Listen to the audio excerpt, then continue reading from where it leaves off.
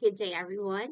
My name is Pyramid Jimena, and I am very glad that today I am given the chance to share with you my insights about the PISA 2025. Growing up, many of us experienced a very traditional way of learning, such as listening to lectures, memorizing facts, and taking written tests to prove what we have retained in all the lessons. During that time, that was the standard. But the world has changed, and so have the skills that we need to succeed. In PISA 2025, it doesn't just recognize this change, it also actively evaluates how well students are keeping up with it.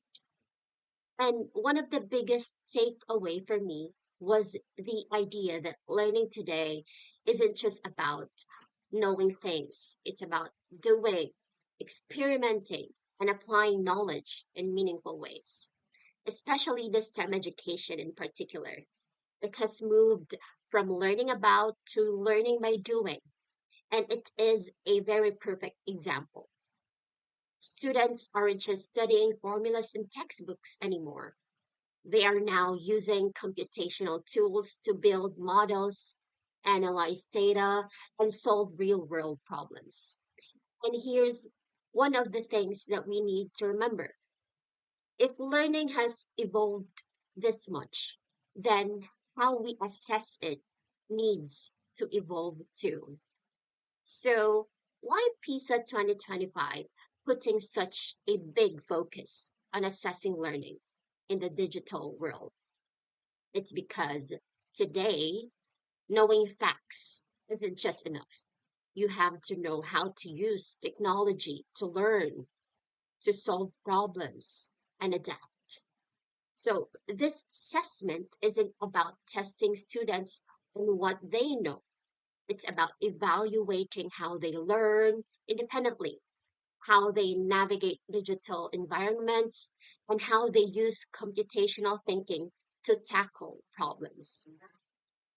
And I love that it's not just about can you recall this piece of information, but rather can you figure these things out using the tools available to you? Because that's exactly what real life problem solving looks like. Another thing that stood out to me in the PISA framework was the emphasis on social constructivism, which is really just a fancy way of saying learning by doing and interacting with tools. Think about it. When we build something ourselves, when we test an idea, when we actually engage with a concept, we need to understand it on a much deeper level. This assessment is designed to measure that kind of active learning where students interact with digital tools to explore and experiment rather than just passively absorbing information. That to me is one of the most exciting things about where education is heading. So, how does PISA 2025 actually measure all of this? The assessment is built around two key components. The first one is computational solving.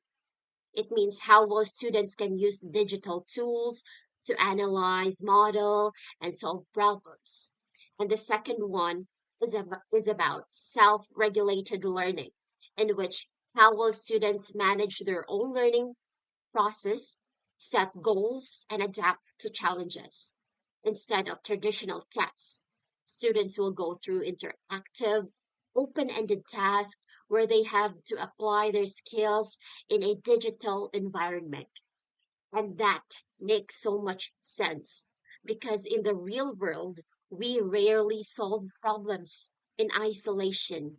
We use technology, resources, and trial and error to get to the solution. The more I read about PISA 2025, the more I realize that this isn't just about assessment. It's about redefining what it means to be prepared for the future. We are living in a world where technology is everywhere, where information is constantly evolving, and where adaptability is key.